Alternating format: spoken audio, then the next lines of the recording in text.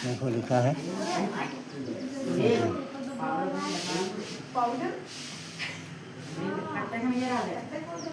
Your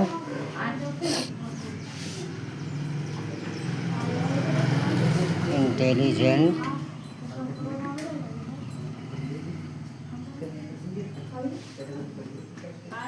surprise me. ठीक, क्या लिखा है? योर इंटेलिजेंट सरप्राइज्ड मी। कुछ ऐसे शब्द होते हैं जिनका प्रयोग होने पर बाई प्रीपोजिशन का प्रयोग नहीं होता है, उनके बाद में काय का प्रयोग होगा? एट का प्रयोग होता है। ठीक, जैसे यहाँ पर सरप्राइज लिखा है, तो सरप्राइज का अगर प्रयोग हो रहा है तो सरप्राइज के बाद में बाई का प्रीपोजिशन का प्रयोग नहीं होगा। किस प्रीपोजिशन का प्रयोग होता है? एट का। अब ऑब्जेक्ट तुम्हारा क्या है? मी को सब्जेक्ट बनाओ। जब मी को सब्जेक्ट बनाएंगे तो मी इधर लाएंगे तो आई हो जाएगा, क्योंकि मी जो होता है ऑब्जेक्टुअल केस होता है, इसका सब्जेक्टिव केस क्या होगा? आई। वर्ब की सेकंड फॉर्म है सरप्राइज, और तुम्हें पता है कि वर्ब की सेकंड फॉर्म काहे में बदलती है? वाज और वर में बदलती है। काहे में बदलती है? वाज वर में बदलती है। तो आई के साथ हो जाएगा आई वाज। क्या हो जाएगा? I was. सरप्राइज की थर्ड फॉर्म क्या हो जाएगी? सरप्राइज। अब यहाँ पर हमें बाई का प्रयोग करना होता है, लेकिन सरप्राइज के बाद बाई का प्रयोग नहीं होता है। कौन सी प्रीपोजिशन लगती है? टू। योर इंटेलिजेंट सब्जेक्ट है, वो लिख दो, योर इंटेलिजेंट। ठीक है।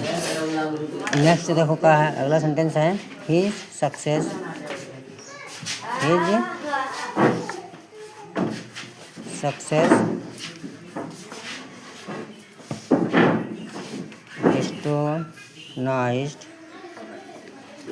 अस। अब देखिए इसमें आ गया तुम्हारा डिस्टोनाइज्ड। ठीक, ऑब्जेक्ट क्या है? अस का सब्जेक्टिव केस बनाओ, क्या हो जाएगा? वी। क्या हो जाएगा? वी के बाद में हमें क्या करना होता है? सब्जेक्ट के बाद क्या करना होता है? हेल्पिंग वर्ब का प्रयोग करना होता है।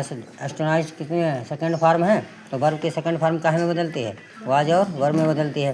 तो वी के साथ क्या रखेंगे हम? वी हमारा प्लूरल है तो वर्ब का प्रयोग करेंगे। ठीक, वी वर्ब हो गया। वर्ब है डिस्टोनाइज्ड। डिस्टोनाइज्ड रखो। डिस्टोनाइज्ड की